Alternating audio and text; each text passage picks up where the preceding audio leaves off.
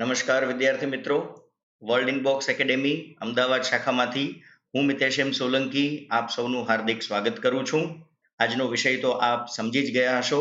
આજે આપણે ભણવા જઈ રહ્યા છીએ કરંટ અફેર્સ જૂન 2020 વીક 4. એટલે છેલ્લા અઠવાડિયામાં બનેલી કેટલીક મહત્વની રાષ્ટ્રીય તેમજ આંતરરાષ્ટ્રીય ઘટનાઓની આજે આપણે વાત કરશું અને તેમાંથી શું પૂછાઈ શકે છે તેની પણ ચર્ચા કરશું. આજના લેક્ચરના અંતે પણ મેં થોડા પ્રશ્નો તમારા માટે કાઢી રાખ્યા છે. કેટલાક વિદ્યાર્થી મિત્રો નિયમિત રીતે સરસ જવાબ આપી રહ્યા છે. તેમને અને બીજા મિત્રોને પણ આ પ્રશ્નોનો લાભ મળશે. તો શરૂ કરીએ આપણે આજનું લેક્ચર કરંટ અફેર્સ જૂન 2020 વીક 4. વાત કરીએ આપણે સૌથી પહેલા અમેરિકા સરકારની સિક્યુરિટીઝ ધરાવતા દેશોમાં ભારતનું સ્થાન. સામાન્ય રીતે અર્થતંત્રમાં એક દેશ બીજા દેશ પાસેથી ઘણી બધી સિક્યુરિટીઝ ખરીદતા હોય છે. તો એ જે સિક્યુરિટીઝ ખરીદવાની બાબતમાં ભારતનો ક્રમ તાજેતરમાં જે જાહેર થયો એ ક્રમ ખાસ યાદ રાખજો. એમાં ભારતનો ક્રમ વિશ્વના દેશોની સાપેક્ષ 12મો ક્રમ છે. ભારત પાસે અમેરિકાની કેટલી સિક્યુરિટીઝ ખરીદેલી પડી છે તો એ આંકડો તમને કદાચ ન પૂછાય, પણ આ જાણકારી માટે છે. 177.5 બિલિયન એ આપણી પાસે ખરીદેલી સિક્યુરિટીઝ પડેલી છે.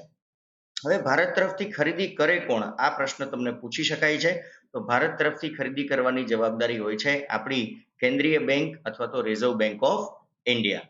હવે સિક્યુરિટીઝ ખરીદવાની બાબતમાં આપણો ક્રમ તો 12મો છે, પરંતુ વિશ્વના બીજા પ્રથમ ક્રમે આવેલા 5 દેશો કયા છે?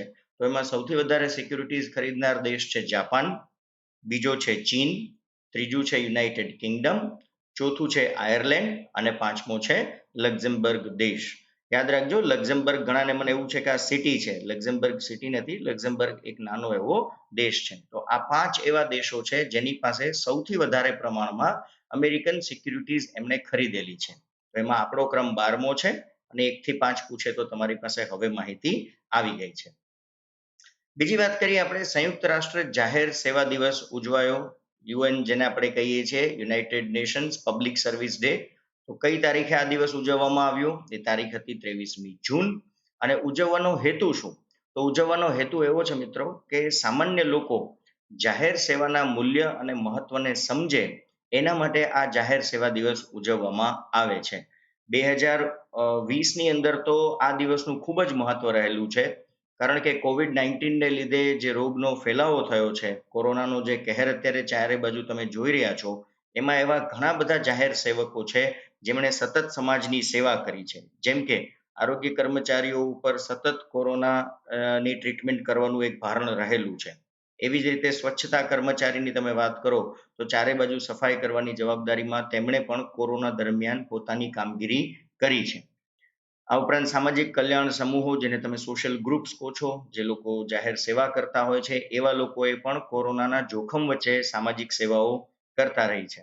ત્યારબાદ જાહેર વાહન વ્યવહાર, એમ્બ્યુલન્સ છે કે સરકારી ગાડીઓ છે કે એવા ઘણા બધા વાહનો કે જે કોરોના દરમિયાન પણ સેવા આપતા રહ્યા છે.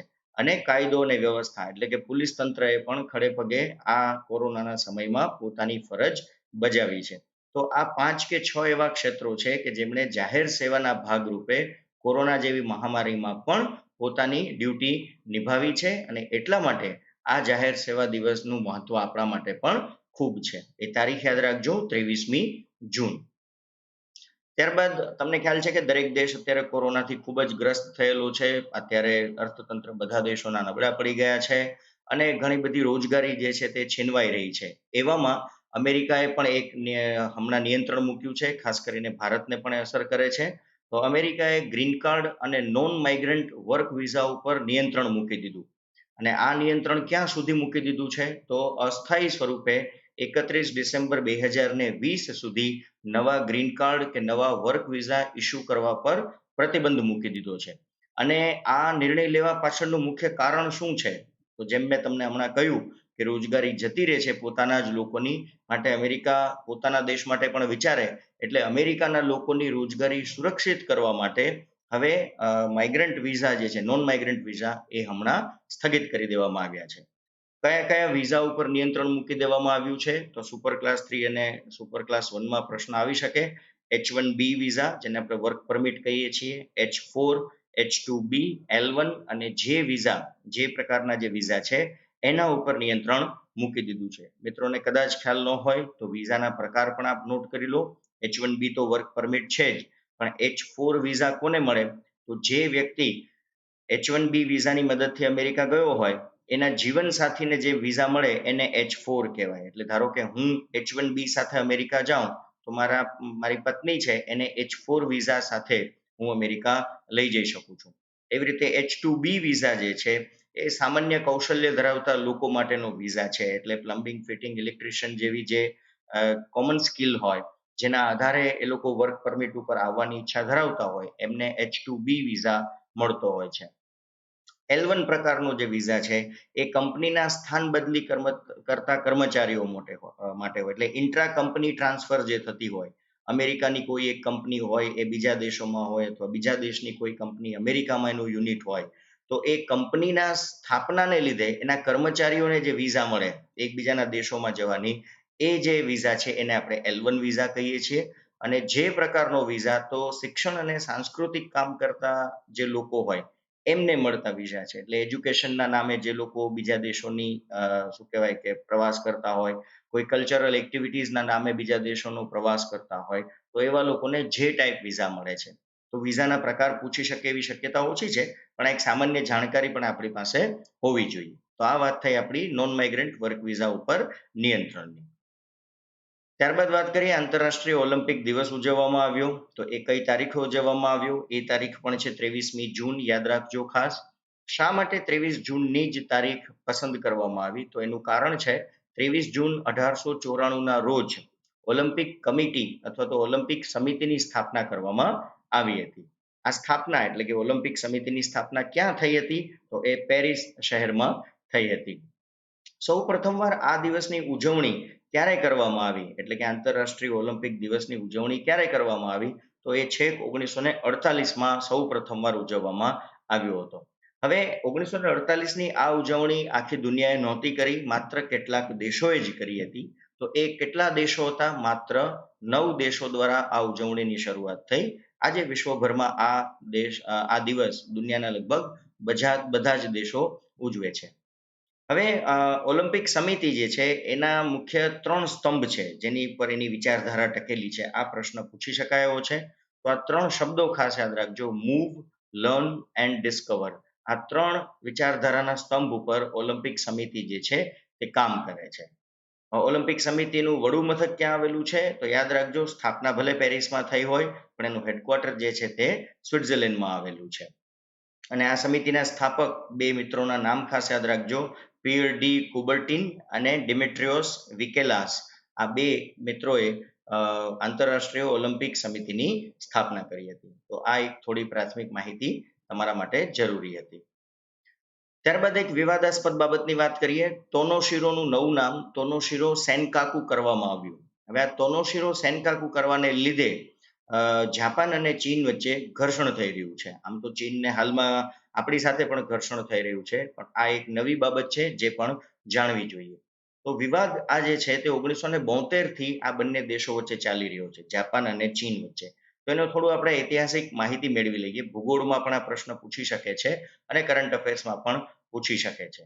તો જે ટાપુની આપણે વાત કરીએ છીએ, જેને આપણે ટોનોશિરો કહીએ છીએ, એ ટોનોશિરો ટાપુને જાપાન કયા નામે ઓળખે છે? તો એ લોકો સેનકાકુ નામે ઓળખે છે. એટલે જ જાપાને આ ટાપુનું નામ ટોનોશિરોમાંથી ટોનોશિરો સેનકાકુ કર્યું.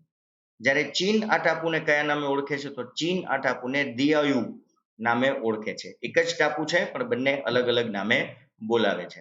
હવે આજની તારીખે 2020માં જ્યારે આપણે આ મુદ્દો ભણી રહ્યા છીએ ત્યારે આ તોનોશિરો ટાપુનો વહીવટ કોણ કરે છે? તો એ વહીવટ ઇશિગાકી શહેરનું એડમિનિસ્ટ્રેશન કરે છે, જે જાપાનનો ટાપુ છે, જે એની નજીક જ આવેલો છે. હમણાં હું તમને મેપમાં એ દર્શાવીશ. તો આજની તારીખે વહીવટ જાપાન પાસે છે, એ સત્ય હકીકત છે. હવે ઐતિહાસિક રીતે તમે જુઓ, 200-500 હજાર વર્ષ પહેલાનો ઇતિહાસ જ્યારે જોઈએ છે તો ચીન એવું કહે છે કે આ જે ટાપુઓ છે એના ઉપર રૂક્યુ વંશ જે ચીનનો છે એની માલિકી હતી. એટલે જે તે સમયે આ રૂક્યુ વંશે આ ટાપુઓ શોધ્યા હતા અને એના ઉપર એમની માલિકી હતી, એવો ચીન દાવો કરી રહ્યું છે. પરંતુ જ્યારે પ્રથમ વિશ્વયુદ્ધ થયું ત્યાર પછી આ જે ટાપુ છે એની ઉપર માલિકી જાપાને મેળવી લીધી. એટલે પ્રથમ વિશ્વયુદ્ધમાં ટાપુઓ જે છે એ જાપાને જીતી લીધા, એટલે એ કાયદેસર જાપાનના થઈ ગયા. પરંતુ જ્યારે વિશ્વયુદ્ધ બીજું થયું, વર્લ્ડ વોર 2, એમાં તમને ખબર છે હિરોશીમા અને નાગાસાકી ઉપર જ્યારે અમેરિકાએ એટમ બોમ્બ ફોડ્યો અને અમેરિકા સામે એમણે શરણાગત સ્વીકારી લીધી, ત્યારે આ ટાપુઓનો વહીવટ જે છે તે અમેરિકાએ લઈ લીધો. એટલે આમ તમે જુઓ તો ઐતિહાસિક રીતે સૌ પહેલા ચીન પછી જાપાને જીતી લીધા અને જાપાન પછી અમેરિકાએ જીતી લીધા. પરંતુ વિશ્વયુદ્ધ બીજું પૂરું થયા બાદ 1971 પછી અમેરિકાએ આ ટાપુનો કબજો ફરી પાછો જાપાનને આપી દીધો, એવું કહીને કે મૂળ માલિકી તો તમારી જ હતી એટલે અમે તમને આ સોંપીએ છીએ. બસ ત્યારથી એટલે 1971માં ટાપુ સોંપાઈ ગયા એટલે અહીંયા જે મેં લખ્યું છે 1972, ત્યારથી ચીન એવો દાવો કરી રહ્યું છે કે મુખ્યત્વે અને ઐતિહાસિક રીતે સૌ પ્રથમ તો અમે જ એના માલિક હતા, રૂક્યુ વંશ દ્વારા. એટલે તમે જાપાનને આપો છો એ ખોટું છે, એ ખરેખર અમારી માલિકીના ટાપુઓ છે. ત્યારથી આ વિવાદ ચાલી રહ્યો છે. તમારી સમજણ માટે હું તમને એક સરસ મજાનો મેપ બતાવી દઉં.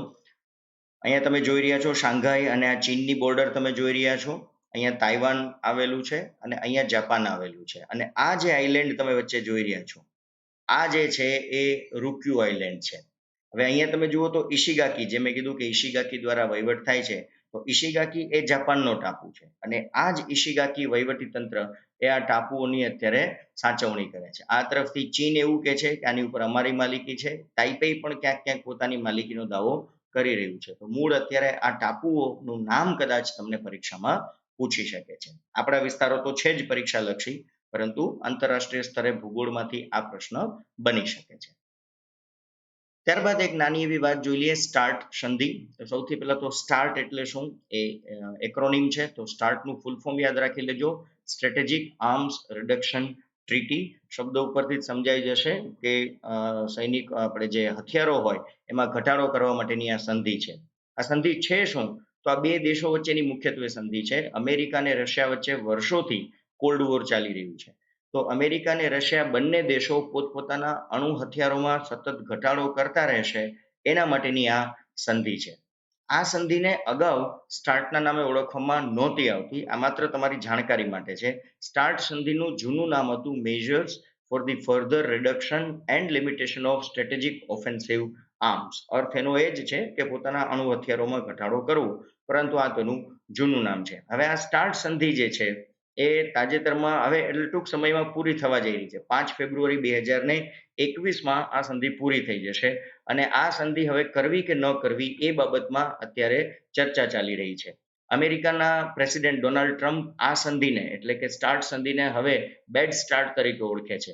જો કે એક વસ્તુ એ પણ જાણી લો કે અમેરિકા પાસે રશિયા કરતા વધારે અણુ હથિયારો હોવા છતાં પણ સ્ટાર્ટ સંધિમાં અમેરિકા હવે જોડાવા માંગતું નથી, જ્યારે રશિયા એવું ઈચ્છે છે કે અમેરિકા આમાં જોડાય. અમેરિકાનો એક બીજો આગ્રહ એવો પણ છે કે તે કદાચ રશિયા અને ચીન બંને સાથે આ સંધિ કરે અને અણુ હથિયારો ઘટાડવા માટે ત્રણેય દેશો જે છે એ પહેલ કરે. પણ આપણે આવનારા સમયમાં જોતા રહેશું કે સ્ટાર્ટ સંધિમાં શું નવા મુદ્દાઓ ઉમેરાઈ રહ્યા છે. ત્યારબાદ ચીનની બિદૌ સિસ્ટમનો અંતિમ ઉપગ્રહ અવકાશમાં છોડવામાં આવ્યો. તો બિદૌ શું છે એ તમને ખબર જ છે, ચીનની નેવિગેશન સિસ્ટમ છે, જેમ અત્યારે તમે બધા એક શબ્દથી જાણીતા છો. અમેરિકાની નેવિગેશન સિસ્ટમ આપણા બધાના મોબાઈલમાં છે, જેને આપણે જીપીએસ કહીએ છીએ, ગ્લોબલ પોઝિશનિંગ સિસ્ટમ, જેનાથી તમારું લોકેશન જે છે એ પકડી શકાય છે. એવી રીતે રશિયા પાસે પણ પોતાની નેવિગેશન સિસ્ટમ છે, જેને આપણે ગ્લોનાસથી ઓળખીએ છીએ. યુરોપિયન દેશો પાસે પોતાની નેવિગેશન સિસ્ટમ છે, જેને આપણે ગેલિલિયો તરીકે ઓળખીએ છીએ. તો આ જે બિદાઉ છે એ ચીને પોતાની નેવિગેશન સિસ્ટમ ડેવલપ કરવા માટે તૈયાર કરેલું ઉપગ્રહોનું એક ઝુમખું છે. અને આ બિદૌનું અર્થ શું થાય, તો બિદૌનો અર્થ થાય બિગ ડીપર. તો આ એક મંડેરિયન ભાષાનો શબ્દ છે. તમને કદાચ જાણીને નવાઈ લાગશે કે ચીનની અંદર સૌથી વધારે ચાઇનીઝ ભાષા નથી બોલાતી. ચીનની અંદર સૌથી વધારે બોલાતી કોઈ ભાષા હોય તો એ છે મંડેરિયન ભાષા, અને એનો જ આ શબ્દ છે બિદૌ. બિદૌનો આ કેટલામો ઉપગ્રહ તાજેતરમાં છોડવામાં આવ્યો, તો થોડા સમય પહેલા જ ચીને પોતાનો 55મો ઉપગ્રહ છોડી દીધો અને એની પોતાની બિદૌ સિસ્ટમ જે છે હવે ટૂંક સમયમાં કાર્યરત પણ થઈ જશે. અને એનું તમને સરસ મજાનું એક ચિત્ર બતાવી દઉં છું. આ પૃથ્વી જે દેખાય છે એમાં લાલ કલરથી આ જે છે એ ચીન છે, અને આ રીતે એના 55 ઉપગ્રહ અવકાશમાં પૃથ્વીની ફરતે ફરે છે અને એ તેનું લોકલ ગ્લોબલ પોઝિશનિંગ સિસ્ટમ માટેનું કામ કરશે. તો આ બિદૌ વિશે થોડું તમારે જાણવું જરૂરી છે. ત્યારબાદ પાકિસ્તાનની રાજધાનીમાં સૌપ્રથમવાર હિન્દુ મંદિરનું નિર્માણ થવા જઈ રહ્યું છે. તો આ એક સારા સમાચાર છે, અલગ પ્રકારના સમાચાર છે. તો પાકિસ્તાનની રાજધાની ઘણીવાર હું મિત્રોને પૂછું તો આજે પણ ઘણા લોકો કરાચી જ જવાબ આપે છે. તો એ જૂની રાજધાની છે. તાજેતરની રાજધાની તમને ખ્યાલ હોવી જોઈએ, ઇસ્લામાબાદ છે. કયા ભગવાનનું મંદિર બનશે? તો ત્યાં શ્રી કૃષ્ણ ભગવાનનું મંદિર બનવા જઈ રહ્યું છે. અને નવાઈની વાત એ છે કે સ્વતંત્રતા પછી ભારતનું કોઈ મંદિર, ભારતના કોઈ ભગવાનનું મંદિર પાકિસ્તાનમાં બનતું હોય અને એ પણ પાકિસ્તાન સરકારના ખર્ચે, એવી આ પહેલી ઘટના છે. માટે એને આપણે સમાચારમાં લેવી જરૂરી છે. શ્રી કૃષ્ણ ભગવાનનું મંદિર બનશે, પાકિસ્તાન સરકાર તેનો ખર્ચ ઉઠાવશે. ત્યારબાદ એવા જ એક બીજા નાના સમાચાર છે. જમ્મુ કાશ્મીરમાં 2 મહત્વના પુલનું ઉદ્ઘાટન કરવામાં આવ્યું. તો આ મને પરીક્ષાલક્ષી દેખાઈ રહ્યું છે. એ બંને પુલના નામ શું છે એવું પૂછી શકે છે, તો યાદ રાખજો, દેવિકા અને પુનેજા, આ 2 પુલ તાજેતરમાં એનું ઉદ્ઘાટન કરવામાં આવ્યું. દેવિકા પુલ ક્યાં આવેલો છે? તો એ ઉધમપુર જિલ્લામાં આવેલો છે, જમ્મુ કાશ્મીરની અંદર. અને પુનેજા પુલ જે છે એ ભાદેરવાહ ગામ, ડોડા જિલ્લામાં બનાવેલો છે. તો આ બંને પુલના નામ અને જિલ્લાઓના નામ ખાસ યાદ રાખવા. પુલ કોના દ્વારા બનાવવામાં આવેલ છે? તો તમને ખ્યાલ જ છે, પહાડી વિસ્તાર અને સીમા વિસ્તાર હોય તો રસ્તા અને પુલ બનાવવાનું કામ હંમેશા BRO એટલે કે બોર્ડર રોડ ઓર્ગેનાઇઝેશન દ્વારા બનાવવામાં આવેલ છે. તો તાજેતરમાં જ આ બંને પુલનું ઉદ્ઘાટન પણ થઈ ગયું છે. ત્યારબાદ વિશ્વની પહેલી યોગ યુનિવર્સિટીની સ્થાપના ભારતની બહાર તાજેતરમાં કરવામાં આવી. જો તમે લોકો મારો રેગ્યુલર કરંટ અફેર્સનો લેક્ચર જોતા હશો તો અગાઉના લેક્ચરમાં જ મેં આ વિશ્વની પહેલી યોગ યુનિવર્સિટીની વાત કરી દીધી છે. ઉપર જે લિંક અત્યારે તમને દેખાઈ રહી છે એ લિંક ઉપર તમે ક્લિક કરશો તો તમને આ યોગ યુનિવર્સિટીની માહિતી મળી જશે. છતાં પણ હું અત્યારે તમને અહીંયા કહી દઉં કે સ્થાપના ક્યારે કરવામાં આવી? તો એ છે 23 જૂન 2020. તમને ખ્યાલ છે 21 જૂને આપણે આંતરરાષ્ટ્રીય યોગ દિવસ ઉજવ્યો, એના અનુસંધાને જ આપણે આ નિર્ણય લીધો છે. સ્થાપના ક્યાં કરવામાં આવી છે? તો એ લોસ એન્જલસ સિટી, અમેરિકામાં કરવામાં આવી છે. અને એ યુનિવર્સિટીનું નામ આપણે સ્વામી વિવેકાનંદ ઉપરથી વિવેકાનંદ યોગ યુનિવર્સિટી તરીકે રાખેલું છે. તો આના વિશેની માહિતી તમને મેં કહ્યું એ પ્રમાણે લેક્ચરમાં મળી જશે. ત્યારબાદ વિશ્વનું સૌથી લાંબુ ઇન્ટરનેટ લોકડાઉન. જો આપણે તો લોકડાઉન શબ્દથી હવે બહુ જ પરિચિત થઈ ગયા છે, પરંતુ ઇન્ટરનેટ લોકડાઉન જો સૌથી વધારે ક્યાંય તમને જોવા મળ્યું હોય તો એ છે મ્યાનમારમાં. અને મ્યાનમારમાં ઇન્ટરનેટ લોકડાઉન ક્યારથી છે? તો તમને જાણીને નવાઈ લાગશે. 21 જૂન 2019 થી આ ઇન્ટરનેટ લોકડાઉન ચાલે છે, એટલે સતત ઇન્ટરનેટ બંધ છે. 21 જૂન 2019 થી 21 જૂન 2020, એટલે સળંગ 1 વર્ષ સુધી ઇન્ટરનેટની સેવા બંધ કરી દેવામાં આવી છે. અને આ વિશ્વનું સૌથી લાંબુ ઇન્ટરનેટ લોકડાઉન છે. એનું બીજું વર્ષ શરૂ થઈ ચૂક્યું છે. આજે 1 જુલાઈ છે અને તમે જોઈ શકો છો કે આ બીજા વર્ષમાં પ્રવેશ થઈ ચૂક્યો છે. લોકડાઉન કરવાનું કારણ, ઇન્ટરનેટ લોકડાઉન કરવાનું કારણ શું છે? તો તમને કદાચ ખ્યાલ છે, રોહિંગ્યા મુસ્લિમનો એક પ્રશ્ન ત્યાં ચાલી રહ્યો છે. અને રોહિંગ્યા મુસ્લિમ જે છે તે રાખીના રાજ્ય, એ મ્યાનમારનો એક નાનો એવો વિસ્તાર છે, એક રાજ્ય છે. એ રાખીને રાજ્યની અંદર રોહિંગ્યા મુસ્લિમ તરફથી આરાકાન આર્મી છે અને સામે મ્યાનમાર સરકારની સેના છે. આ બંને વચ્ચે યુદ્ધ ચાલી રહ્યું છે. તો એ આરાકાન આર્મીને નુકસાન પહોંચાડવા માટે અને એ લોકો કમ્યુનિકેશન ન કરી શકે એના માટે આ ઇન્ટરનેટ લોકડાઉન છેલ્લા 1 વર્ષથી સળંગ લાગુ કરી દેવામાં આવ્યું છે. તો આ એક કદાચ વિશ્વ વિક્રમ હશે એવું આપણે કહી શકીએ. ત્યારબાદ ચીને નેપાળની કેટલીક નદીઓના વહેણની દિશા બદલી. હવે ચીન આજકાલ ખબર નહીં પોતાના એક અલગ જ લક્ષણો બતાવી રહ્યું છે. ચીન અને નેપાળ પણ આજકાલ આપણી સામે હવે આંખો કાઢવા લાગ્યું છે. તમે જાણો છો સમાચારમાં કે હવે નેપાળ પણ પોતાની સીમાઓ ઉપર સૈનિકો ખડકવા લાગ્યું છે. આજના જ સમાચાર પ્રમાણે નેપાળે ભારત સામે 10,000 સૈનિકો ખડકવાની વાત કરી છે. તો ચીને નેપાળ સાથે પણ દગો કર્યો છે. એકચ્યુઅલમાં તમને પહેલા એ કહી દઉં કે ચીન અને નેપાળ જે છે એ જમીનથી જોડાયેલા દેશ છે. અને ચીન અને નેપાળ વચ્ચેની જે કુદરતી સીમા છે એ ત્યાંની નદીઓ દ્વારા નક્કી કરવામાં આવેલી છે. એટલે હવે ચીન એવો પેંતરો કરી રહ્યું છે કે એ જે ચીન અને નેપાળ વચ્ચેની નદીઓ છે એનું વહેણ બદલી અને એની સીમાઓ વધારવાનું કામ કરી રહ્યું છે. તો આ એક બહુ ભયંકર સ્થિતિ છે અને આમાંથી પ્રશ્ન પૂછી શકાય છે. આ જાણકારી કોણે આપી? તો આ જાણકારી નેપાળના જ કૃષિ મંત્રાલયના એક સર્વેક્ષણ વિભાગ દ્વારા આપવામાં આવી છે કે ચીન આ નદીઓનું વહેણ બદલી અને નેપાળની ભૂમિ જે છે એને પચાવી પાડવાનો પ્રયત્ન કરી રહ્યું છે. તમને કેટલાક વિચિત્ર નામ લાગશે પણ આ સ્લાઇડ બહુ મહત્વની છે. ખાસ કરીને જીપીએસસી વાળા વિદ્યાર્થીઓ અને સુપર ક્લાસ 1 અને ક્લાસ 3 ના વિદ્યાર્થીઓ માટે અગત્યનું છે. નેપાળની વાત કરું છું. હુમલા જિલ્લો એની બાગદરે ખોલા નદી અને કર્નાલી નદીના વહેણ એ ચીને બદલા છે. તો જો આ નદીઓના નામ ખાસ યાદ રાખજો, બાગદરે ખોલા અને કર્નાલી નદી, હુમલા જિલ્લામાં. રાસુઆ જિલ્લાની વાત કરીએ તો જાંબુ ખોલા, સિંજેન અને ભુરજુક નદીના વહેણ એમણે બદલી નાખ્યા છે. એવી રીતે સિંધુ પાલચોક જિલ્લો, આ બધા જિલ્લા નેપાળના છે મિત્રો. એમાં ભોતે કોસી અને ખારાને ખોડે નદીના વહેણ એમને બદલવાનો પ્રયત્ન કર્યો છે. અને શંખુ વાસાભા જિલ્લા, થોડા વિચિત્ર નામ છે પણ તમારે એકવાર વાંચવા જરૂરી છે. ત્યાં અરુણ, સુમજંગ અને કામખોલા નદીના વહેણ ચીને બદલવાનો પ્રયત્ન કરેલો છે. તો મારી દ્રષ્ટિએ આ સુપર ક્લાસ 1 અને સુપર ક્લાસ 3 માટે બહુ મહત્વની સ્લાઇડ છે. નદીઓ અથવા જિલ્લાના નામ જોડકા જોડો અથવા તો પ્રશ્ન તરીકે પૂછી શકાય છે. તો આ સ્લાઇડ ધ્યાનથી જોઈ લેવી. ત્યારબાદ વાર્ષિક ટ્યુબરક્યુલોસિસ રિપોર્ટ 2020 તાજેતરમાં જ રિલીઝ કરવામાં આવ્યો. તો ભારતે શું ધ્યેય રાખ્યો છે ભારતને ટીબી મુક્ત કરવાનો? તો વર્ષ 2025 સુધીમાં ભારતમાંથી સંપૂર્ણ ટીબી નાબૂદ કરવાનો ધ્યેય આપણે નક્કી કરેલો છે. હવે આ જે રિપોર્ટ જાહેર થયો એ મુજબ કયા રાજ્યનું સૌથી શ્રેષ્ઠ પ્રદર્શન છે ટીબીને નિયંત્રણ કરવામાં અથવા તો ટીબીને નાબૂદ કરવામાં? તો એમાં આનંદના સમાચાર છે. ગુજરાત પ્રથમ ક્રમે છે. બીજા ક્રમે છે આંધ્રપ્રદેશ, ત્રીજા ક્રમે છે હિમાચલ પ્રદેશ, અને જો નાના રાજ્યોની વાત કરીએ, જે કદમાં નાના હોય એવા રાજ્યો, તો નાના રાજ્યોમાં નાગાલેન્ડ અને ત્રિપુરાનું પ્રદર્શન ખૂબ સારું રહ્યું છે. અને કેન્દ્ર શાસિત પ્રદેશની વાત કરીએ તો દાદરા નગર હવેલી તેમજ દીવ અને દમણ, આ કેન્દ્ર શાસિત પ્રદેશોએ ટીબી નાબૂદીમાં ખૂબ જ સારું પ્રદર્શન કર્યું છે.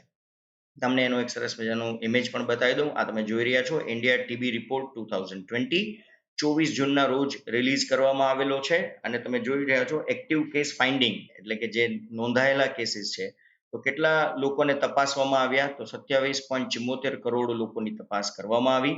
કેટલા જિલ્લાઓને આવરી લેવામાં આવ્યો? તો 337. કેટલા રાજ્યોને આવરી લેવામાં આવ્યા? તો 23. અને આ તપાસ દરમિયાન કેટલા ટીબીના કન્ફર્મ કેસીસ જોવા મળ્યા? તો એ 62,958 કેસીસ આ રિપોર્ટ પ્રમાણે નોંધવામાં આવેલા છે. તો આ એક ટીબી વિશેની વાત મહત્વની છે. બીજી બિહેવિયર ચેન્જ કેમ્પેઇન લોન્ચ કરવામાં આવ્યું. મિત્રો, આ પણ કોરોના સંબંધિત બાબત છે. બિહેવિયર ચેન્જ કેમ્પેઇન શું છે અને કોણે લોન્ચ કર્યું? તો લોન્ચ કરનાર સંસ્થાનું નામ છે નીતિ આયોગ. તમે જાણો છો ભારતની થિંક ટેન્ક છે. અભિયાનનું નામ શું છે? આ બિહેવિયર ચેન્જ અભિયાન અથવા તો કેમ્પેઇન છે, એનું નામ બહુ સરસ રાખવામાં આવ્યું છે, નેવિગેટિંગ ધ ન્યૂ નોર્મલ. તો આ નેવિગેટિંગ ધ ન્યૂ નોર્મલ શું છે એ સમજતા પહેલા આપણે એ જોઈ લઈએ કે આ અભિયાનમાં બીજા બે મહત્વના લોકો જોડાયેલા છે. અને મહત્વના લોકો કોણ છે? તો બિલ ગેટ્સ અને મેલિન્ડા ગેટ્સ. તમે જાણો છો કે બિલ ગેટ્સ હવે ખૂબ જ સામાજિક કામોમાં પોતાનું યોગદાન આપે છે. તો એમણે પણ આ અભિયાનમાં જોડાવાની ઈચ્છા વ્યક્ત કરી છે અને જોડાઈ ચૂક્યા છે નેવિગેટિંગ ધ ન્યૂ નોર્મલ. તો આ અભિયાનનો હેતુ શું છે? તો અભિયાનનો હેતુ બહુ સમજવા જેવો છે મિત્રો, અને ક્યાંક ને ક્યાંક આપણે આને ફોલો કરી પણ રહ્યા છે. COVID-19ના ફેલાવા પછી આપણા દેશની આપણે વાત કરીએ છીએ, જો કે દુનિયામાં પણ આ વાત એટલી જ સાચી છે. તો COVID-19ના ફેલાવા પછી દેશમાં એક નવા સુરક્ષિત વર્તનની શરૂઆત થઈ છે. આજે લોકો એકબીજાને મળે છે પણ હાથ મિલાવવાનું પસંદ કરતા નથી, ભેટવાનું પસંદ કરતા નથી. કોઈ પણ જગ્યાએ આપણે જઈએ છીએ તો આપણે આપોઆપ એકબીજાથી અંતર જાળવીને વાત કરીએ છીએ. તો આ એક નવા સુરક્ષિત વર્તનની શરૂઆત ઓલરેડી થઈ ચૂકી છે. આપણે એક નવો અભિગમ હવે ધીમે ધીમે ડરના લીધે પણ અને પોતાની સુરક્ષાને લીધે પણ અપનાવી લીધો છે, જેમાં આપણે હવે માસ્ક પહેરવાનું ભૂલતા નથી. આપણે એક ચોક્કસ અંતર જાળવી રાખવાની વાતમાં હવે ભૂલ કરતા નથી. તો આ એક નવો અભિગમ છે જે હવે દેશમાં આવી રહ્યો છે. ત્યારબાદ કે સંજીતા ચાનુને અર્જુન એવોર્ડ આપવામાં આવશે. તો આ કે સંજીતા ચાનુને કયા વર્ષનો અર્જુન એવોર્ડ આપવામાં આવશે? તો એ છે વર્ષ 2018. એકચ્યુઅલમાં તમને કદાચ જો સમાચારો તમે ધ્યાનથી જોતા હોય તો કે સંજીતા ચાનુ જે છે એમને ડ્રગ્સ ડોપિંગ ટેસ્ટને લીધે એમને પ્રતિબંધ મૂકી દેવામાં આવેલો હતો અને એમનો આ અર્જુન એવોર્ડ જે છે એ આપવાની બાબતને અટકાવી દેવામાં આવી હતી. કે સંજીતા ચાનુએ કઈ સિદ્ધિઓ પ્રાપ્ત કરી હતી? તો એ ખાસ યાદ રાખજો, કોમનવેલ્થ ગેમ્સમાં એમણે ભારત માટે 2 વાર સુવર્ણ ચંદ્ર મેળવેલો છે. એના માટે જ આ એવોર્ડ આપવામાં આવેલો હતો. પરંતુ નવેમ્બર 2017માં જ એમના ઉપર ડોપિંગનો આરોપ લાગ્યો. ડોપિંગ એટલે તમને ખ્યાલ છે કે સ્ટીરોઇડ લેતા હોય ને આપણે ડોપિંગ કહીએ છીએ. તો આ આરોપ કોણે નકારી દીધો? હવે એનું પરિણામ આવી ગયું કે આ જે આરોપ લગાડવામાં આવ્યો તો એ સાબિત થતો નથી. તો આ આરોપ નકારતી સંસ્થા કઈ છે? તો એ છે વાડા, WADA. અને વાડાનું ફૂલ ફોર્મ શું છે? World anti doping agency. આ વાડા દ્વારા આ આરોપને ફગાવી દેવામાં આવ્યો છે અને કે સંજીતા ચાનુને ક્લીન ચીટ આપી દેવામાં આવી છે. અને માટે જ એમનો 2018નો જે અર્જુન એવોર્ડ પેન્ડિંગ હતો એ હવે આપી દેવાની વાત કરવામાં આવી રહી છે. આરોપ કરનારી સંસ્થા કઈ હતી? તો આરોપ કરનારી સંસ્થા હતી USADA. અત્યારે તમારે એની ચિંતા કરવાની જરૂર નથી. USADA તમને પ્રશ્ન તરીકે મેં છેલ્લે પૂછેલો છે. તો હવે કે સંજીતા ચાનુ જે છે એના સંબંધિત પણ એક પ્રશ્ન પૂછીશ, પણ ખાસ યાદ રાખજો કે સંજીતા ચાનુ કયા રાજ્યના છે, તો એ કાકચિંગ જિલ્લો મણિપુર રાજ્ય સાથે પોતાનો સંબંધ ધરાવે છે. તો આમાંથી ઘણી બધી માહિતી જે છે સ્પોર્ટ્સ ફિલ્ડમાં પૂછી શકાય છે. ત્યારબાદ એક સુરક્ષાના સમાચાર, તો સંપૂર્ણ ભારતીય ટોર્પિડો ડિકોય સિસ્ટમ વિકસાવવામાં આવી છે. સિસ્ટમનું નામ શું છે, તો બહુ જાણીતું નામ છે, મારીચ એનું નામ છે, જે ટોર્પિડો આપણે વિકસાવ્યો, સંપૂર્ણ ભારતીય સિસ્ટમ છે. આ ટોર્પિડો ડિકોય સિસ્ટમની ડિઝાઇન કોણે તૈયાર કરી અને એને કોણે ડેવલપ કર્યું, તો એ બે સંસ્થાઓના નામ ખાસ યાદ રાખજો, NSTL અને NPOL. આ બંને સંસ્થાઓના ફૂલ ફોર્મ પૂછી શકાય એવા મિત્રો છે. NSTL એટલે શું, તો naval science and technology laboratory, અને NPOL એટલે શું, તો નેવલ ફિઝિકલ એન્ડ ઓશિયોનોગ્રાફિક લેબોરેટરી. આ બંને સંસ્થાઓના નામ પૂછી શકાય એવી શક્યતા છે. ઈસરો અને DRDO 1000 વાર પૂછાઈ ચૂક્યું છે, એટલે કદાચ તમને ખૂણે ખાંચરેથી આ પ્રકારના નામ પણ પૂછી શકે છે. આ ટોર્પિડો જેની આપણે વાત કરીએ છીએ એનું મેન્યુફેક્ચરિંગ ક્યાં કરવામાં આવશે, તો એ છે BEL બેંગલુરુ. તમને ખ્યાલ છે BEL એટલે શું, ભારત ઇલેક્ટ્રોનિક્સ લિમિટેડ. તો આ બધી સંસ્થાઓ ભારતના જાહેર એકમો છે અને બહુ જ મહત્વના એકમો છે એવું આપણે કહી શકીએ. આપણે તો ક્યારેય ટોર્પિડો જોવા નહીં જઈ શકીએ, પણ આપણી પાસે ટોર્પિડોની એક સરસ મજાની ઇમેજ છે. તમે જાણો છો ટોર્પિડો એ સબમરીનમાંથી પાણીની અંદરથી છોડવામાં આવે છે અને એ સપાટી ઉપર તરતા જહાજને નિશાન બનાવી અને દુશ્મન જહાજનો નાશ કરી શકે છે. તો આ એ ટોર્પિડોનો ફોટોગ્રાફ છે. ત્યારબાદ એપોલો ટાયર્સ દ્વારા ઉત્પાદન પ્લાન્ટ શરૂ કરવામાં આવ્યો. તો આ પ્લાન્ટ ક્યાં શરૂ કરવામાં આવ્યો, તો ખાસ યાદ રાખજો, ચિત્તૂર જિલ્લો આંધ્રપ્રદેશ રાજ્યમાં આ પ્લાન્ટ શરૂ કરવામાં આવ્યો. અને આ મહત્વનો એટલું છે મિત્રો કે એપોલો ટાયર્સનો વિશ્વનો આ 7મો પ્લાન્ટ છે અને ભારતની અંદર આ એપોલો ટાયર્સનો 5મો પ્લાન્ટ છે. એટલા માટે આ એપોલો ટાયર્સ આપણા માટે મહત્વના છે. અને આ જે પ્લાન્ટ શરૂ કરવામાં આવ્યો એની કેપેસિટીની વાત કરીએ તો 15,000 પેસેન્જર કારના ટાયર ડેઇલી મેન્યુફેક્ચર કરી શકે એટલી એની કેપેસિટી છે. ખૂબ જ કેપેસિટી કહેવાય મિત્રો. અને બીજું, ટ્રક અને બસના જે ટાયર હોય એવા 3,000 ટાયર ડેઇલી પ્રોડક્શન કરી શકે એ કેપેસિટીનો આ પ્લાન્ટ છે. આંધ્રપ્રદેશના સ્થાનિક લોકોને રોજગારી મળી રહે એવો પણ આગ્રહ કરવામાં આવ્યો છે અને એપોલો ટાયર્સની આ કંપનીને લીધે આંધ્રપ્રદેશમાં રોજગારીનું પ્રમાણ પણ વધી જશે. તો આ એક સારા સમાચાર છે. ત્યારબાદ ગુજરાત સંબંધિત એક બહુ મહત્વના સમાચાર, ક્લાસ 3 અથવા સુપર ક્લાસ 3 માં પૂછી શકાય એવી બાબત છે. એટ વન ક્લિક લોન્ચ કરવામાં આવ્યું. તો આ વન ક્લિક શું છે, એટ વન ક્લિક, તો એ ગુજરાતના MSME જે ગુજરાતની અંદર 12,247 રજિસ્ટર્ડ MSME છે, તો એમને ઓનલાઈન કેશ હેલ્પ કરવાનું આ એક પ્લેટફોર્મ છે. તો આ એટ વન ક્લિક બહુ અગત્યના સમાચાર છે, કેમ કે હમણાં જે ગુજરાત સરકારે 14,000 કરોડનું પેકેજ જાહેર કર્યું એમાં 1,369 કરોડ રૂપિયા એ MSME માટે ફાળવવામાં આવેલા છે. એટલા માટે આ સમાચાર આપણા માટે મહત્વના છે. ત્યારબાદ MSME સાથે સંબંધિત એક બીજી બાબત છે કે આપણે MSME દિવસ ઉજવ્યો. તો આ દિવસ ક્યારે ઉજવવામાં આવે છે, તો એ છે 27મી જૂન. અને MSME નું ફૂલ ફોર્મ તો તમને ખ્યાલ જ હશે, micro small and medium enterprises. તો સૌ પ્રથમવાર આ દિવસની ઉજવણી ક્યારે શરૂ કરવામાં આવી હતી, તો એ બહુ જૂની ઉજવણી નથી, માત્ર 2017 થી આપણે MSME દિવસ ઉજવી રહ્યા છીએ. હવે MSME જે આપણે વાત કરી રહ્યા છે તો એનો ભારતના જીડીપીમાં, અત્યારે હું ગુજરાતની વાત નથી કરતો, હું આખા ભારતની વાત કરું છું, તો સંપૂર્ણ ભારતના તમામ MSME જે છે એમનું જીડીપીની અંદર યોગદાન ખૂબ જ સરાહનીય છે. અંદાજે 50%, આમ તો એક્યુરેટ કદાચ 48 પોઈન્ટ સમથિંગ છે, પણ અંદાજે 50% જેટલું યોગદાન MSME ક્ષેત્રમાંથી આવે છે. અને બીજું, કેમ કે 50% જીડીપીમાં યોગદાન છે એટલે ઓબ્વિયસલી કે આ ઇન્ડસ્ટ્રી ખૂબ જ વિકસેલી કહેવાય. તો રોજગારીમાં પણ એમની ટકાવારી લગભગ 70% જેટલી છે. તો ખૂબ મોટા પ્રમાણમાં રોજગારી આપતું આ ક્ષેત્ર છે, માટે આપણા માટે ખૂબ જ મહત્વનું છે.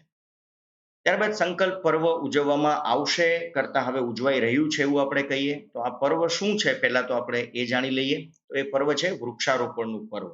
અને કઈ તારીખમાં આ પર્વ ઉજવવામાં આવશે અથવા તો ઉજવાઈ રહ્યું છે, તો એ અત્યારે ઉજવણી ચાલુ છે. 28 જૂનથી 12 જુલાઈ સુધી આ સંકલ્પ પર્વ ઉજવવામાં આવશે. એક આડવાત કરેલો હસતા હસતા અમે પણ 28મી જૂનના રોજ અમારી જ સોસાયટીમાં 55 જેટલા વૃક્ષારોપણ કરેલા છે અને હવે દરેક સોસાયટી મેમ્બરે એ વૃક્ષની જવાબદારી પણ લીધેલી છે. તો એ આ સંકલ્પ પર્વના ભાગરૂપે પણ અમે કર્યું હતું. કયા 5 વૃક્ષ વાવવાનો આગ્રહ સરકાર દ્વારા કરવામાં આવ્યો છે, તો તમે કોઈ પણ વૃક્ષ વાવી શકો છો, પણ સરકારે કહ્યું છે આ સંકલ્પ પર્વ અંતર્ગત બરગદ, આંબળા, પીપળ, અશોક અને બેલ આ 5 વૃક્ષ તો હોવા જ જોઈએ. એ સિવાયના તમને જે કોઈ પણ ઈચ્છા થાય તે વૃક્ષ તમે વાવો તો એ સારી બાબત છે. ત્યારબાદ એક બીજા સારા સમાચાર છે. ડેક્સામિથાઝોનને કોવિડ-19ની સારવાર માટે વૈકલ્પિક સ્વીકૃતિ આપવામાં આવી. તો ડેક્સામિથાઝોન જે છે એ એક પ્રકારની દવા છે. કઈ દવાના સ્થાને હવે ડેક્સામિથાઝોન આપવામાં આવશે? તો એ છે મિથાઇલ પ્રેડનિસોલોન. આ દવા અત્યાર સુધી આપવામાં આવતી હતી, પરંતુ હવે ડેક્સામિથાઝોનને પણ એને આપવાની મંજૂરી મળી ગઈ છે અને મિથાઇલ પ્રેડનિસોલોનની જગ્યાએ આ દવા એટલે કે ડેક્સામિથાઝોન આપી શકાશે. પરંતુ ક્યારે આપવામાં આવશે ડેક્સામિથાઝોન? તો જ્યારે કોરોનાગ્રસ્ત દર્દીને શ્વાસ લેવામાં તકલીફ થવા લાગે એવું સ્ટેજ આવે ત્યારે જ ડેક્સામિથાઝોન આપવાનો આગ્રહ કરવામાં આવશે. એ પહેલા મિથાઇલ પ્રેડનિસોલોન જ આપવામાં આવશે. દવાનો કેટલો ડોઝ આપવામાં આવશે ડેક્સામિથાઝોનનો? તો એ છે 6 mg અને કેટલા દિવસ માટે? તો 10 દિવસ માટે તમને ડેક્સામિથાઝોન આપવામાં આવે જો દર્દીને શ્વાસ લેવામાં તકલીફ પડતી હોય તોની આ વાત છે. ત્રીજી એક મહત્વની વાત છે. સુદાન, ઇથોપિયા અને ઇજિપ્ત વચ્ચે એક વિવાદ ચાલી રહ્યો હતો, એનું સમાધાન હવે થવાની તૈયારી છે. તો આ જાહેરાત કોના દ્વારા કરવામાં આવી? તો આ જાહેરાત ઇજિપ્તના જળ મંત્રાલય દ્વારા કરવામાં આવેલી છે. આખી વાત હું તમને થોડી ડિટેલમાં કરી દઉં. વર્ષ 2011માં ઇથોપિયા દ્વારા બ્લુ નાઇલ નદી ઉપર એક બંધ બાંધી દેવામાં આવ્યો અને આ બંધ બાંધી દેવાથી શું થયું? તો આ બંધ બાંધવાથી ઇજિપ્તે એનો વિરોધ કર્યો. કારણ એવું છે કે બ્લુ નાઇલ નદી છે એ મીઠા પાણીની નદી છે અને ઇથોપિયાએ જે આ બંધ બાંધી દીધો એના લીધે ઇજિપ્તનું કહેવું એવું હતું કે અમને મીઠા પાણીનો જેટલો જથ્થો મળવો જોઈએ એના માટે હવે અમે તમારા ઉપર આધારિત થઈ જશું અને જો તમે બંધમાંથી પાણી નહીં છોડો તો અમારા મીઠા પાણીનો જથ્થામાં અમને શોર્ટેજ પડશે. માટે 2011માં બંધાયેલા આ ડેમનો ઇજિપ્ત વિરોધ કરતું હતું. બ્લુ નાઇલ નદી જેની ઉપર આ ડેમ બાંધવામાં આવેલો છે એ ક્યાંથી નીકળે છે? તો એ ઇથોપિયામાંથી જ નીકળે છે. તાના સરોવર, અહીંયા થોડી જોડણીની ભૂલ છે, તાના સરોવર ઇથોપિયામાંથી બ્લુ નાઇલ નદી નીકળે છે. અને તમે જાણો છો કે નાઇલ નદી આફ્રિકા ખંડની સૌથી લાંબી નદી છે અને એ મુખ્ય એમાં બે નદીઓ મળે છે, એક વ્હાઇટ નાઇલ અને બીજી બ્લુ નાઇલ. તો પ્રશ્ન જે છે એ બ્લુ નાઇલ નદીનો છે અને આ બંને નદીઓ જેને આપણે બ્લુ નાઇલ અને વ્હાઇટ નાઇલ કહીએ છીએ એ સુદાનની રાજધાની ખાર્ટૂમ પાસે મળે છે. તમને કદાચ આ વાત અત્યારે આમ નહીં સમજાય, પણ હવે હું તમને નકશો બતાવું એટલે આખી વાત સમજાઈ જશે. ધ્યાનથી આ નકશામાં તમે જોશો તો અહીંયા તમે જોઈ રહ્યા છો ઇથોપિયા છે, અહીંયા આ તમે જોઈ રહ્યા છો અહીંયા સુદાન છે અને અહીંયા ઇજિપ્ત છે. આપણે આ 3 સ્થાનને ધ્યાનમાં લઈએ. ફરીથી કહી દઉં, ઇથોપિયા, સુદાન અને ઇજિપ્ત.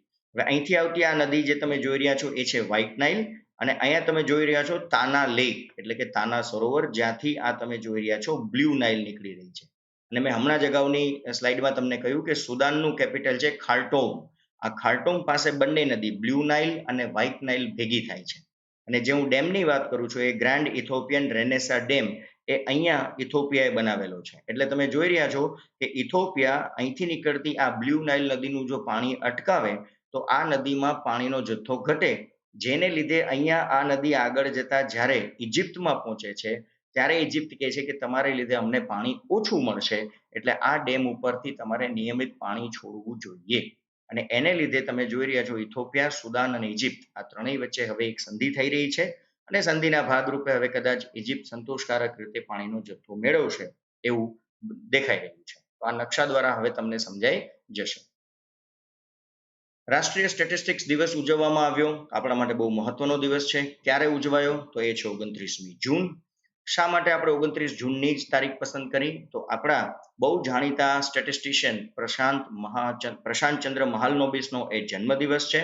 અને ક્યારથી આપણે દિવસ ઉજવીએ છીએ? તો વર્ષ 2007થી આપણે રાષ્ટ્રીય સ્ટેટિસ્ટિક્સ દિવસ ઉજવવાની શરૂઆત કરી છે. સાથે સાથે યાદ રાખજો, ઇન્ટરનેશનલ સ્ટેટિસ્ટિકલ ડે પણ ઉજવવામાં આવે છે, પરંતુ એ છે 20મી ઓક્ટોબર. એટલે ભૂલ ન કરતા, ભારતનો દિવસ રાષ્ટ્રીય સ્ટેટિસ્ટિક્સ દિવસ છે 29 જૂન, આંતરરાષ્ટ્રીય સ્ટેટિસ્ટિક્સ દિવસ છે 20મી ઓક્ટોબર. તો આ બંને તારીખોમાં ભૂલ થવી જોઈએ નહીં. પ્રશાંતચંદ્ર મહાલનોબિસ જે છે એમને 1968માં પદ્મ વિભૂષણ એનાયત કરવામાં આવેલો છે. આ ઉપરાંત એનાથી પણ મોટી સિદ્ધિ આપણે એવું કહી શકીએ કે સંયુક્ત રાષ્ટ્રની સબ કમિશન ઓન સ્ટેટિસ્ટિકલ સેમ્પલિંગ જે છે એ સમિતિના તેઓ ચેરમેન રહી ચૂક્યા છે 1947 થી 1950 કે 51 સુધી. તો આ બહુ માનનીય પદ કહી શકાય છે. એમણે ભારતની અંદર 2 મહત્વની સંસ્થાઓ સ્થાપી. એમાંની એક છે 1931માં આઈએસઆઈ સાંભળીને બીજું કંઈ ન વિચારતા અને પાકિસ્તાન સાથે કશી જ લેવા દેવા નથી. આઈએસઆઈ એટલે ઇન્ડિયન સ્ટેટિસ્ટિકલ ઇન્સ્ટિટ્યૂટ. અને બીજી 1950માં એનએસએસ, અત્યારે ભારત સરકારની સૌથી મહત્વની સંસ્થા આપણે કેવી હોય તો NSS કહી શકાય, નેશનલ સેમ્પલ સર્વે, જેના આધારે ભારતના જીડીપીની આવક જાવક અને આપણા જીવન ધોરણ નક્કી કરવામાં NSS જે છે તેનું ખૂબ જ મહત્વ રહેલું છે. તો આ બંને સંસ્થાઓના સ્થાપક એ પ્રશાંત ચંદ્ર મહાલનોબિસ છે. ભારતની જે પંચવર્ષીય યોજનાઓ તમે ભણો છો એમાં તમે ધ્યાનથી જોશો તો એક પંચવર્ષીય યોજનાના મોડલનું નામ પણ આપણે મહાલનોબિસ મોડેલ કહીએ છીએ. તો એ પણ આ મહાન વ્યક્તિના નામ ઉપરથી જ આપણે પસંદ કરેલું છે. એની સંબંધિત કેટલીક સરસ બાબત બતાવી દઉં. આ તમે જોઈ રહ્યા છો પીસી મહાલનોબિસનો ફોટોગ્રાફ, અને એ વખતે આપણે બહાર પાડેલી આ ટિકિટ છે 1993માં. એમની યાદગીરીમાં ભારત સરકાર દ્વારા બહાર પાડવામાં આવેલો એક આ સિક્કો છે. એવું જ તમે અહીંયા જોઈ લ્યો છો. આ બહુ મહત્વની સ્લાઇડ છે. Indian statistical institute celebrates 127th birth anniversary of Prasanta Chandra Mahalanobis as ISI workers day. ISI નું મેં તમને હમણાં કીધું, ઇન્ડિયન સ્ટેટિસ્ટિકલ ઇન્સ્ટિટ્યૂટ. તો એ પણ આ દિવસ ઉજવી રહ્યા છે.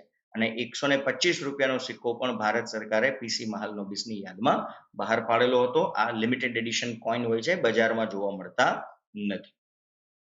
ત્યારબાદ PMFME યોજના લોન્ચ. તો પહેલા તો PMFME એટલે શું? તો prime minister formalisation of micro food processing enterprises. આ યોજનાનો હેતુ શું છે? તો 9 લાખ રોજગારીની તક ઊભી કરવા માટે આ યોજના શરૂ કરવામાં આવી છે. આ યોજનાનો લાભ કોને મળશે? તો સ્થાનિક કક્ષાએ કામ કરતા જે અસંગઠિત ખાદ્ય પદાર્થોના એકમ છે, એટલે જેને આપણે ફૂડ પ્રોસેસિંગ યુનિટ કહીએ. પણ કેવા ફૂડ પ્રોસેસિંગ યુનિટ કે જે અનઓર્ગેનાઇઝડ સેક્ટરમાં છે, મતલબ કે સરકાર સાથે જોડાયેલા નથી, છૂટક કામ કરે છે, એવા અસંગઠિત ખાદ્ય પદાર્થોના એકમને આ લાભ મળશે. અને એમાં 9 લાખ રોજગારીની તકો ઊભી કરવાનો પ્રયત્ન કરવામાં આવશે. હવે આ જે યોજના છે એનો ખર્ચ કદાચ તમને પરીક્ષામાં પૂછી શકે છે. તો યાદ રાખજો, સામાન્ય રાજ્યોમાં એટલે ગુજરાત જેવું રાજ્ય હોય તો આ જે યોજના છે એનો ખર્ચ 60-40 ના રેશિયોમાં ખર્ચ કરવામાં આવશે, જેમાં 60% કેન્દ્ર સરકાર ભોગવશે, 40% રાજ્ય સરકાર ભોગવશે. પરંતુ જે હિલી સ્ટેટ છે, નોર્થ ઇસ્ટના જે સ્ટેટ છે, એટલે પહાડી અને ઉત્તર પૂર્વના જે રાજ્યો છે, ત્યાં આ ખર્ચ 90-10ના ગુણોત્તરમાં હશે. એટલે 90% ખર્ચ કેન્દ્ર સરકાર ભોગવશે અને 10% ખર્ચ જે છે તે રાજ્ય સરકાર ભોગવશે. જ્યારે કેન્દ્ર શાસિત પ્રદેશની વાત કરો તો સંપૂર્ણપણે કેન્દ્ર સરકાર હસ્તગત જ છે, માટે 100% ખર્ચ કેન્દ્ર સરકાર દ્વારા જ ઉઠાવવામાં આવશે. તો આ એક નાની એવી યોજના છે, તમારા માટે પરીક્ષાલક્ષી હોઈ શકે છે. ત્યારબાદ એક સારા સમાચાર, ભારતની સૌ પ્રથમ પ્લાઝમા બેંક સ્થાપવામાં આવશે. તો ક્યાં સ્થાપવામાં આવશે? એ છે નવી દિલ્હી શહેરમાં. અને કયા સ્થળે સ્થાપવામાં આવશે? તો એ છે institute of liver and biliary sciences, ILBS. તો દિલ્હીની અંદર જ આવેલી આ એક સંસ્થા છે જ્યાં ભારતની સૌ પ્રથમ પ્લાઝમા બેંક સ્થાપવામાં આવશે. સાથે સાથે બીજા એવા જ એક સમાચાર આપી દઉં, વિશ્વનું સૌથી મોટું પ્લાઝમા પરીક્ષણ થેરપી કરવામાં આવશે. એટલે પ્લાઝમા થેરપી તમને ખબર છે, COVID-19માં હવે પ્લાઝમા થેરપી જે છે એ વધારે અસરકારક છે. તો વિશ્વનું સૌથી મોટું પ્લાઝમા થેરપી પરીક્ષણ જે છે હવે કરવામાં આવશે. અને આ આયોજન ક્યાં કરવામાં આવ્યું છે? તો એ પણ સારા સમાચાર છે. મહારાષ્ટ્રમાં મહારાષ્ટ્ર સરકાર દ્વારા આ પરીક્ષણ કરવામાં આવશે, જે વિશ્વનું સૌથી મોટું પરીક્ષણ રહેશે. અને પરીક્ષણનું નામ પણ એક રાખવામાં આવેલું છે. આ મારી દ્રષ્ટિએ પરીક્ષાલક્ષી મુદ્દો બની શકે છે, તો ખાસ યાદ રાખજો, પ્લેટિના એ પરીક્ષણનું નામ રાખવામાં આવેલું છે. કેટલી હોસ્પિટલની અંદર એક સાથે આ પરીક્ષણ કરવામાં આવશે? તો એક સાથે મહારાષ્ટ્રની અંદર આવેલી 21 હોસ્પિટલમાં જે કોરોનાના દર્દીઓ છે એની ઉપર આ પરીક્ષણ કરવામાં આવશે. તો આ બંને કોરોના સંબંધિત સમાચાર છે, નાના સમાચાર છે, પણ પરીક્ષાલક્ષી બની શકે છે. ત્યારબાદ ભારત અને ભૂટાન વચ્ચે હાઇડ્રો ઇલેક્ટ્રિક પ્રોજેક્ટ માટે એક સંધિ થઈ રહી છે. તો કોની વચ્ચે સંધિ થઈ? તો ખાસ યાદ રાખજો, ખોલોંગછુ હાઇડ્રો એનર્જી લિમિટેડ એક કંપની છે અને સામે છેડે છે રોયલ ગવર્મેન્ટ ઓફ ભૂટાન. તો આમની વચ્ચે આ એક સંધિ કરવા જઈ રહ્યા છે. ભારત તરફથી કોણ સહી કરી રહ્યું છે? તો તમને ખ્યાલ જ છે, ડોક્ટર S જયશંકર આપણા વિદેશી બાબતોના મંત્રી છે અને ગુજરાતની જ રાજ્યસભાની બેઠક ઉપર એ વિજેતા થયેલા છે. આ પ્રોજેક્ટ કઈ નદી ઉપર બનાવવામાં આવશે? તો આ પ્રશ્ન મને વર્ગ 3માં દેખાઈ રહ્યો છે. યાદ રાખજો, ખોલોંગછુ આ નદી ઉપર આ પ્રોજેક્ટ બનાવવામાં આવશે અને એનો જિલ્લો યાદ રાખજો, ત્રાસ્યાંગસ્તે એ આ જિલ્લો જેમાંથી આ નદી પસાર થઈ રહી છે. આ પ્રોજેક્ટ પૂરો કરવા માટેની ટાઈમલાઈન પણ નક્કી કરવામાં આવી છે. વર્ષ 2025 સુધીમાં આ પ્રોજેક્ટ પૂરો કરવાનો ધ્યેય નક્કી કરવામાં આવેલો છે. ત્યારબાદ આવે છે કે વેણુગોપાલ ભારતના ફરી એટોર્ની જનરલ તરીકે નિમણૂક પામશે. તો ગઈકાલનું લેક્ચર જે મિત્રો એટેન્ડ કરેલું હશે, એટોર્ની જનરલ સ્પેશિયલ છે. અત્યારે તમે વર્લ્ડ ઇનબોક્સના સિમ્બોલ ઉપર જે લિંક જોઈ રહ્યા છો ત્યાં ક્લિક કરશો તો તમને મારું ગઈકાલનું લેક્ચર એટોર્ની જનરલ પણ જોવા મળશે. અને ગઈકાલે પણ મેં આ જ બાબતને લઈને એક ગૂગલી પ્રશ્ન પૂછેલો અને વિદ્યાર્થીઓએ મોટા ભાગે સાચો જવાબ આપેલો છે. તો કાર્યકાળ કેટલા સમય માટે વધારી દેવામાં આવ્યો? એમની ટર્મ જે છે એ 29 જૂને જ પૂરી થતી હતી, પરંતુ એમને રીઅપોઇન્ટ કરવામાં આવ્યા છે. તો એમની જે ટર્મ છે એમનો કાર્યકાળ 1 વર્ષ માટે વધારવામાં આવ્યો છે. આજથી જ એ કાર્યકાળ શરૂ થાય છે. 1 જુલાઈ 2020 થી લઈ 30 જૂન 2021 સુધી એમની ટર્મ લંબાવી દેવામાં આવી છે. એમને પદ્મભૂષણ મળેલો છે 2002માં અને પદ્મ વિભૂષણ વિજેતા છે તેઓ 2015માં. પણ આનાથી પણ વધારે માનનીય બાબત તો એ છે કે ભૂતાન જ્યારે તમને ખ્યાલ હોય તો થોડા વર્ષ પહેલા ભૂતાનની રાજાશાહી દૂર કરવામાં આવી અને ત્યાં લોકશાહીનું બંધારણ લખવામાં આવ્યું. તો બંધારણની રચના વખતે રોયલ ગવર્મેન્ટ ઓફ ભૂતાને સલાહકાર તરીકે કે વેણુગોપાલને આમંત્રણ આપેલું અને કે વેણુગોપાલની ખૂબ મોટી ભૂમિકા રહી છે ભૂતાનના બંધારણ બનાવવાની અંદર. તો આ એક અજાણી બાબત હતી કે વેણુગોપાલ વિશે. અને મેં ગઈકાલે એક પ્રશ્ન પણ પૂછેલો હતો કે વેણુગોપાલ એટલે તાજેતરના એટોર્ની જનરલ તરીકે એ નિમણૂક પામ્યા તો કેટલામાં ક્રમે છે? તો હવે 15મો ક્રમ નથી. એમની ફરી નિમણૂક થતા હવે એટોર્ની જનરલનો ક્રમ થઈ ગયો છે 16મો. તો આ ગઈકાલના લેક્ચરમાં મેં પૂછેલો પ્રશ્ન હતો. હવે આવે છે તમારા માટે કેટલાક રસપ્રદ પ્રશ્નો. વિદ્યાર્થી મિત્રો પ્રશ્નો ધ્યાનથી સાંભળે અને મને આજ સાંજ સુધીમાં આના જવાબો આપે. તો પહેલો પ્રશ્ન છે, ઓલિમ્પિક તમે જાણો છો કે એમાં 5 રિંગ હોય છે. તો ઓલિમ્પિકમાં જોવા મળતી 5 રિંગ કયા ખંડ દર્શાવે છે? તમારે મને એ 5 ખંડના નામ કહેવાના છે. બીજું, આપણે ઘણી બધી નેવિગેશન સિસ્ટમની વાત કરી, પણ મારો પ્રશ્ન ધ્યાનથી વાંચજો. જાપાનની પ્રાદેશિક નેવિગેશન સિસ્ટમ એટલે રિજનલ નેવિગેશન સિસ્ટમનું નામ શું છે? એ તમારે મને જાણીને કહેવાનું છે. ત્રીજું, કે સંજીતા ચાનુ જે ખેલાડીની આપણે વાત કરી એ કઈ રમત સાથે જોડાયેલ છે? એ રમતનું નામ તમારે મને કહેવાનું છે. ચોથું, એ જ સ્લાઇડમાંથી બીજો પ્રશ્ન છે, USADA નું સંપૂર્ણ નામ તમારે મને શોધીને કહેવાનું છે. અને ટીબી માટે જો તમને ખ્યાલ હોય તો ડોટ્સ નામની એક પદ્ધતિ ઉપયોગમાં લેવાય છે. તો તમારે મને એ કહેવાનું છે કે આ જે ડોટ્સ પદ્ધતિ છે એ ડોટ્સનું ફૂલ ફોર્મ શું છે? આ પ્રશ્નોના જવાબ તમારે મને આજ સાંજ સુધીમાં આપી દેવાના છે. તમારી કોઈ અપેક્ષા હોય, તમારા કોઈ પ્રશ્નો હોય તો મને YouTube કમેન્ટ બોક્સમાં ચોક્કસ લખો. અને ખાસ કહું મિત્રો, ટૂંક સમયમાં હું દેશી રજવાડાઓ ઉપર પણ લેક્ચર સિરીઝ શરૂ કરવા જઈ રહ્યો છું. ત્યાર પછી કંઈક એક નવો વિષય પણ લઈશ. બંધારણના લેક્ચર તો તમને મળતા જ રહેશે. આજનું લેક્ચર અહીંયા આપણે પૂરું કરીએ છીએ. ટૂંક સમયમાં ફરી મળશું એક નવા વિષય સાથે. ત્યાં સુધી આભાર.